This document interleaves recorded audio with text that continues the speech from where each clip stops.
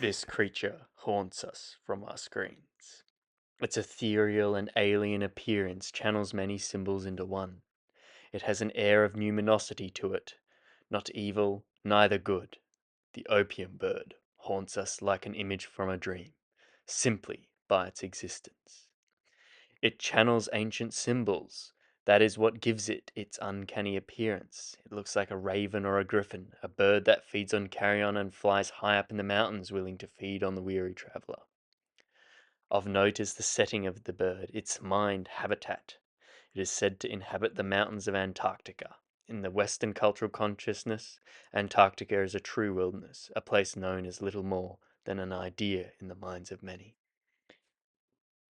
When traversing the mountains of the mind, a symbolic representation of challenge in the age-old hero's journey, the presence of the character such as this bird is nothing but ominous, a harbinger of death, failure in the quest. This is why we fear this bird, for its uncanny horror, its pure caricature.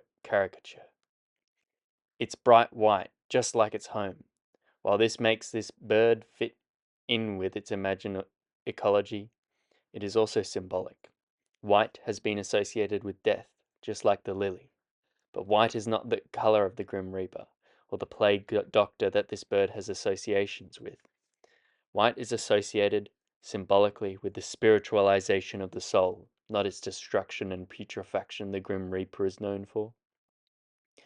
In a symbolic sense, we can associate the black cloaked Grim Reaper with the alchemical nigredo, a putrefaction, a little death. The opium bird is the light brother of this raven, an omen of death. A similar, tall, scraggly, and mysterious figure, it represents the albedo, the spiritualization of the soul, who is going through the alchemical process, the realization of the self. As such, the opium bird carries on from the unconscious myth-making that surrounds the scavengers of the high mountains, the brothers of Negredo, the ravens, the condors and vultures, who traditionally symbolize this stage in alchemy. In our collective unconscious, they represent death.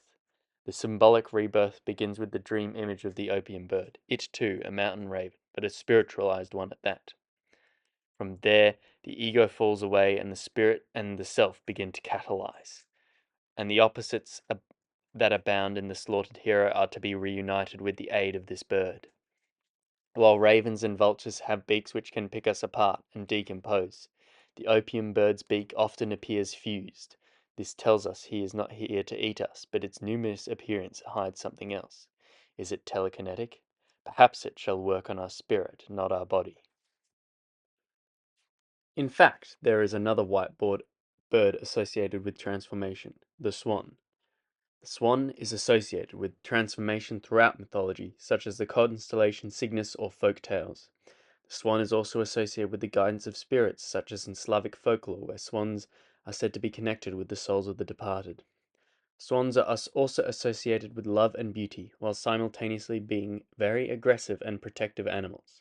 This represents a union of opposites. This can be connected to the psychoanalysis of alchemical albedo, with the integration of the inferior function, the anima animus, which the swan can symbolize as positioned for the albedo, with the swan representing an integrated whole of both inferior functions, with its feminine beauty and feeling nature and its masculine aggression and conviction. In alchemical manuscripts, we also find the dove to represent albedo, another white bird known for its elegance and purity.